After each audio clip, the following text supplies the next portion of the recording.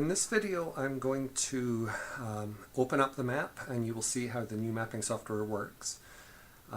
Right now I'm at the mapping portal, and that's at webmaps.orcity.org.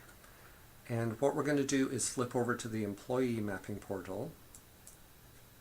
And you'll notice it didn't prompt me for my username and password. That's because I've set up this machine now so that I can bypass that. And instructions for how to do that are found in this first hyperlink here.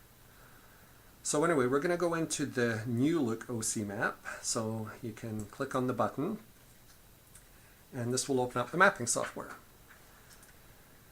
And I have a pretty small window set up right now, so the map's fairly small, and that's just for the video playback. But you're going to want to expand it out to the full size of your screen. And if you hit F11 on your browser, it will go into full screen mode, so that will maximize the area of the map. I'll quickly go through each part of the map screen here. This is the map, and you'll see it looks quite a bit different and better than OC map. We have a lot better tools now for getting nicer looking maps. On the left hand side of the screen is called the display panel, and when you open up the map it shows the map layers here, and you'll be used to this from seeing it in OC map. It can also show other information. If you make selections on the map or you query features, it will put the results in this panel. And also we have some tools that require user input, and that all happens on the display panel here. And I'll show you that in a later video. Up above it you have the toolbar, and this is set up a little like Microsoft Office with the ribbon, where you have a series of tabs and each tab has a set of tools. So there's navigate for getting around the map, there's find features, and this lets you find various types of features and report on them. You can measure on the map, you can draw on the map, there's a series of drawing tools. Under prints and reports is where you can run a whole series of reports, mailing labels, and also print maps. And then you can view other data. Up above this, there's in this box here, it's called the global search. And anything you type in here, it's going to go out and check every single layer and try and find matching features. So it's a good way of getting a whole series of features returned. We also have this I want to button, and this has a series of commonly used features, so you don't have to go up and find it on the toolbars. If you right click on the map, it also gives you a little context menu where you can do some things from there as well. You can also move things around on the screen. If you want a bigger map, over here this little wrench icon, if you click on it, it will either hide or show your toolbars.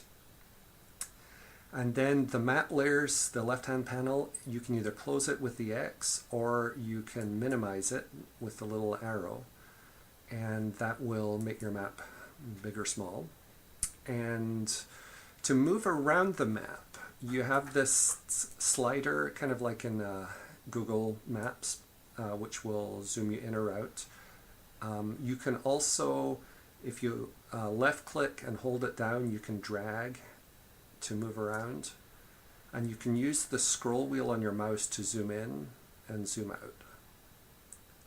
You can also use any of the tools up here. Zoom in, zoom out, previous extent, next extent, things like that. So navigation is pretty easy. You'll catch on to it pretty quick. I want to talk briefly about the layers here.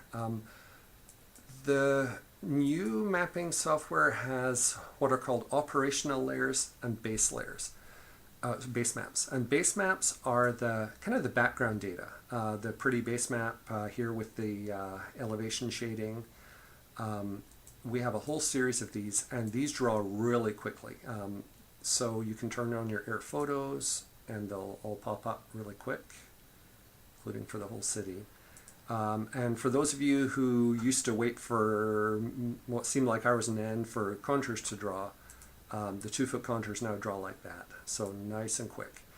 You can also, with these sliders, make layers transparent or semi-transparent, which can be useful for if you are, let's say, comparing 2 years of your photos. You can slide one into the other and see what's happened between 2 different years.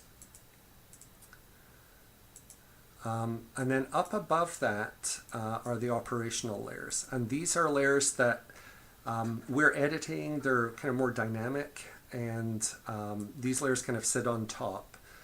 And you know, it's fairly intuitive. If you want to turn something on, you just click on the box.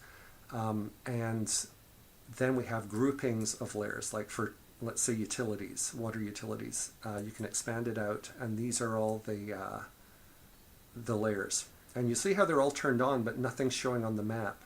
You need to also turn on the whole folder. And this trips me up every time, so I'm sure you will probably have the same problem as me. You'll forget to do that. But anyway, you'll see we have much better symbols than we've had in the old system. Again, we have access to much better mapping capabilities. So that's about all I'm going to talk about in this video.